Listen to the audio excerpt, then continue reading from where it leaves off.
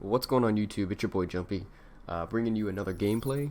This one is actually a gameplay on one of the newer maps. It's actually the map that some people are calling Bonsai.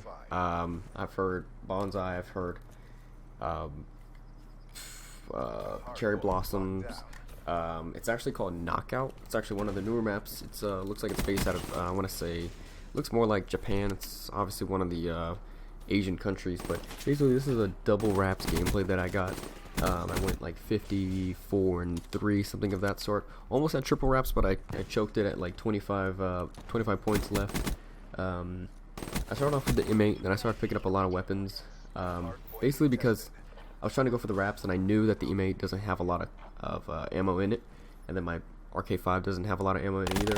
So I was picking up a lot of guns. Had the ICR, the Weevil, and I actually, now that I picked up the Weevil and I was using it, I can kind of tell that it's kind of got a little more, kind of got a buff to it, I believe.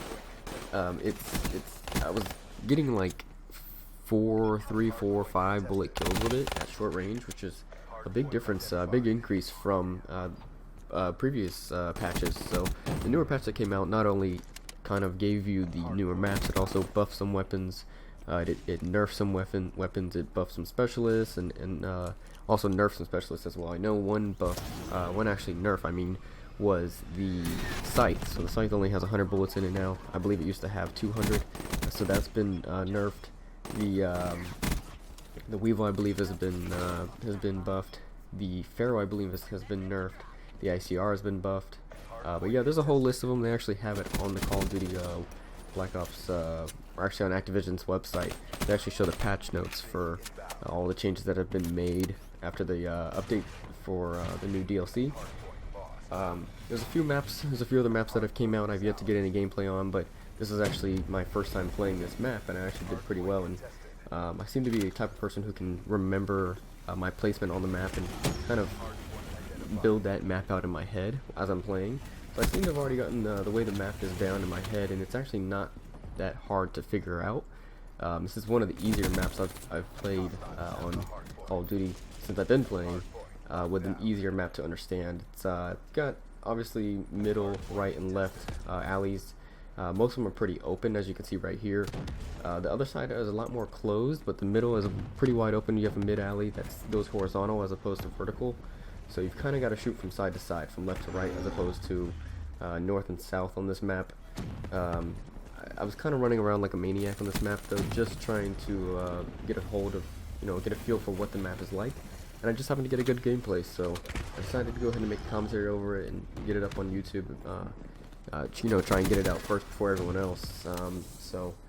But as you can see, I picked up the ICR, did pretty well. That's, I believe, where I choked wraps a second time after I got it the first time, but I did end up getting it another time, so that would have been 3 total for this game. But I was, like I said, I was kind of running around with it like a maniac, even though I was using the M8. But I honestly, once I picked up the Weevil, I believe I started getting more kills with that, and I felt a little bit more confident with that. So you guys probably don't know, but I'm a competitive COD player, so the buff of the Weevil is probably going to make a big difference as far as gameplay in competitive matches. You might even see it in the CWL, might see a lot more people using it in game battles and UMG. It's kind of in the air right now. Kind of got to give it probably about a week or a month for everyone to kind of get used to the patches. Let me know what you guys think about the patches. Let me know if you guys like, the buffs and I struggle with this, the buff and the nerf. I always get them mixed up, honestly. Let me know what you guys think. Let me know if you guys think it's helpful for you and what you do. If you guys play competitive, let me know if you feel a difference about it.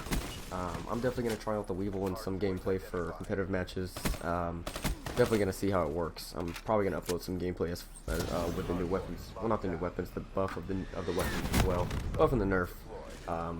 Hopefully, I've been trying to get some crypto keys and try and get these new weapons. Got some pretty good gameplay with the Marshalls that I just picked up about a week ago, when it was the double crypto key weekend.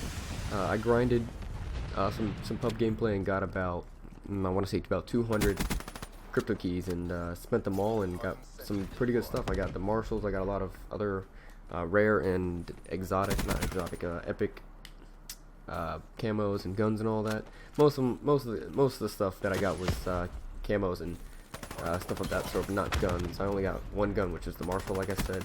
I've got the Shadow Call, the crossbow, but I got that about about a month and a half ago, maybe 2 months. So that one I'm not too big a fan of because it's a crossbow, so it's not that accurate. It takes a while for the actual bolt to hit someone, so you gotta be really precise with it, and you kind of gotta lead the player. But with the Marshalls, it's actually a weapon that I actually like to use as my secondary and not just kind of run around with like a maniac with it. Although the gameplay that I do have with it is me running around like a maniac, but other than that, I mean, the other weapons like the MX Garand is still one of the best weapons in the game in my opinion. The HK40 or HG40, I think it is. That's actually one of the better weapons as well. I mean, just looking at the stats that I was reading, it's one of the strongest submachine guns in this game. And you can kind of expect that to happen because it is something you get from a supply drop, so it's something that's not so common, so something people don't always have. And people are gonna, you know, if they notice that someone's doing really well with that weapon, that person's gonna want to grind and play the game more and get more crypto keys so that they can get that weapon.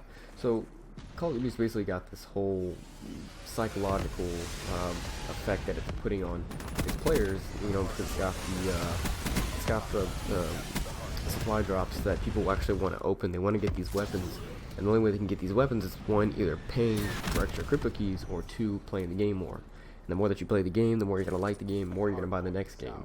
So it's not only helping them, it's helping out the next developers, and then people who and just all the people who make videos as well. You got commentators, you got competitive scene. It's gonna help out the whole community with the supply drops. Although I'm not a big fan of having to pay or play. And actually, one of my friends, Ganatics, shout out to Ganatics, actually pointed out that it seems like most of the players who are not so good at this game, they tend to get the more epic things out of supply drops, as opposed to people like me and other competitive players who actually play this game and play really well at it in pubs.